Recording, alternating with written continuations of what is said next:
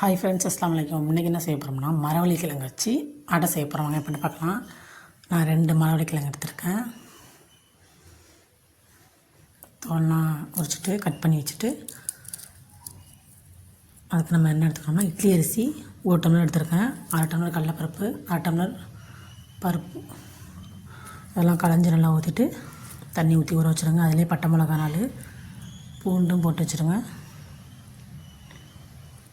நல்லா ஊறட்டும் இது. அதுக்கப்புறம் கிழங்கு ரெடி பண்ணி எடுத்துக்கலாம். கிழங்கெல்லாம் கட் பண்ணி தோல் உரித்து வச்சுட்டு சீச்சி எடுத்துப்போம்.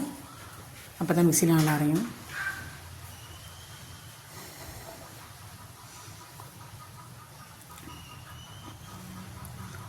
கிழங்கு நல்லா சீச்சி எடுத்துருங்க.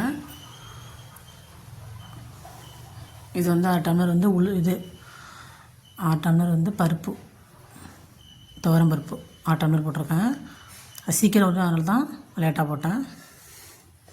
எல்லாத்தையும் போட்டு அரைங்க. இதில் வந்து சோம்பு, ஜீரகம், மிளகு எல்லாத்தையும் போட்டு நல்லா அரைச்சிங்க. குறவரப்பாக அரைச்சிக்கணும், பட்டு போல் ஆகக்கூடாது. அடைக்கி குறவரப்பாக நல்லாயிருக்கும். அதுலேயே கிழங்கு இருக்குல்ல, மரவள்ளி கிழங்கு, அதையும் போட்டு அரைங்க. குறவரப்பாக ஒரே ஒரு சுற்று தான் சுற்றி எடுத்துருங்க.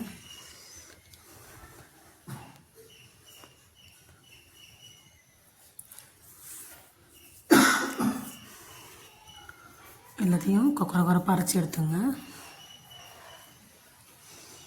அரைச்சி எடுத்துகிட்டு அதில் மஞ்சத்தூள், நான் மிளகுத்தூள் காரம் கொஞ்சம் அதிகம் தேவைன்னு சொல்லிட்டு மிளகுத்தூள் போட்டிருக்கேன்.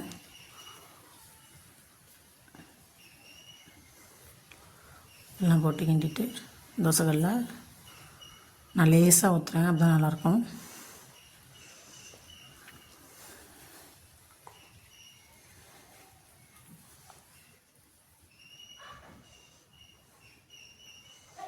மொத்தமாக ஊற்றினா நல்லா இருக்குன்னு சொல்லிட்டு நான் லேசாக ஊற்றிட்டுருக்கேன். எல்லாம் ஒரு மண்ணு சூப்பராக இருக்குது. ட்ரை பண்ணி பாருங்கள். இந்த வீடியோ பிடிச்சிருந்தா லைக் பண்ணுங்கள், கமெண்ட் பண்ணுங்கள், ஷேர் பண்ணுங்கள், மறக்காம